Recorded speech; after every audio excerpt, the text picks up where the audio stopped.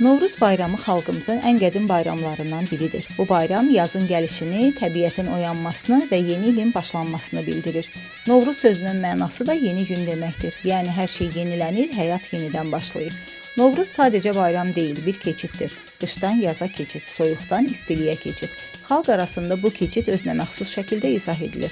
Şərur rayonunun Havuş kəndindən olan Südabə xanımın dediyinə görə, onların kəndində mart ayına ağlar gülər ay deyirlər. Yəni hava bir gün günəşli, bir gün yağışlı olur. Sanki həm ağlayır, həm gülür.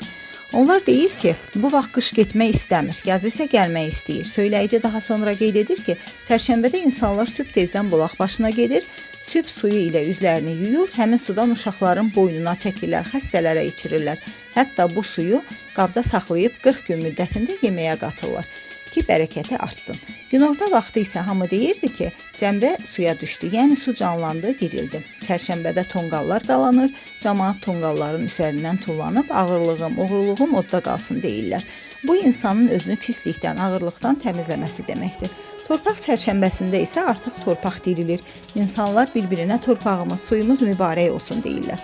Bu isə o deməkdir ki, artıq əkin biçim vaxtıdır. Hətta inanclara görə göy guruldamayınca torpaqdan heç nə qoparmazlar. Göyün gurultusu torpağa halallıq verilməsi kimi qəbul olunur. Novruzdan əvvəl evlərdə təmizlik edilir. Köhnə şeylər atılır, ev yığışdırılır. Məqsəd yeni ilə təmiz başlamaqdır. Bayram süfrəsi də özünə məxsus olur. Süfrədə paxlava, şəkərbura, qoğal, yumurta, qovurğa və müxtəlif yeməklər olur. Uşaqlar üçün isə Novruz daha çox oyunlarla maraqlıdır. Qubadlıdan olan Güləmbər xala deyir ki, əvvəllər uşaqlar evlərin damındakı bacalardan torba sallayırdılar. Ev yiyəsi də o torbaya şirniyyat, yumurta, qovurğa qoyurdu. Gülgəz xala isə Biləsuvarda evlərə yaylıq atılmasından bəhs edir.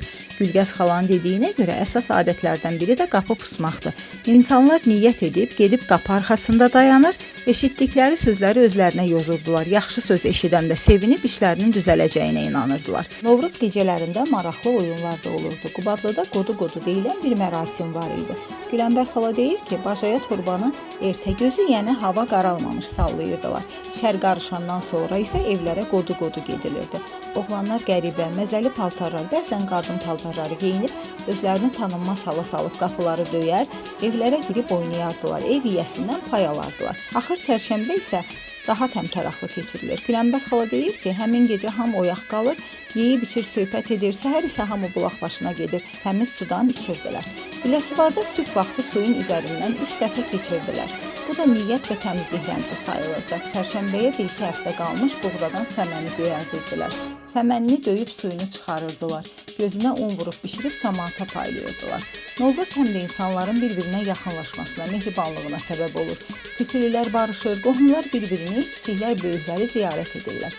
Bu bayramın əsas məqsədi isə sadədir. Yenilənmək, təmizlənmək və yeni həyata başlamaq deməkdir. Novruzda təkcə təbiət yox, insan da dəyişir, yenilənir, köhnə ağırlıqlarını geridə qoyur, sübh suyu ilə təmizlənir, sanki yeni ümidlərlə yeni həyata başlayır. İnsanlığı, mənəvi dəyərləri özündə əks etdirən milli xüsusiyyətlərimizi unutmayaq. Bir-birimizi sevək, dəyər verək, böyüklərimizə hörmət və ehtiram göstərək. Biz öz soy kökümüzlə, milliliyimizlə dəyərliyik. Novruz bayramınız mübarək.